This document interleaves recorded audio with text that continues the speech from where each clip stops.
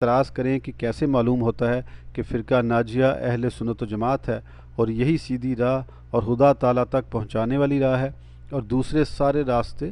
جہنم کے راستے ہیں، اور ہر فرقہ دعویٰ کرتا ہے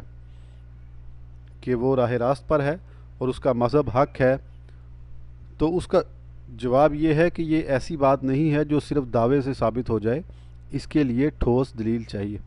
اور اہل سنت و جماعت کی حقانیت کی دلیل یہ ہے کہ یہ دین اسلام سرکار اقدس صلی اللہ تعالیٰ علیہ وسلم سے منقول ہو کر ہم لوگوں تک پہنچا ہے۔ عقائد اسلام معلوم کرنے کے لیے صرف عقل کا ذریعہ کافی نہیں ہے، اخبار متواترہ سے معلوم ہوا اور آثار صحابہ و احادیث کریمہ کی تلاش و تتبع سے یقین حاصل ہوا کہ سلف صالحین یعنی صحابہ اور تابعین رضوان اللہ تعالیٰ علیہم اجمعین اور ان کے بعد کے تمام بزرگان دین اسی عقیدہ اور اسی طریقہ پر رہے۔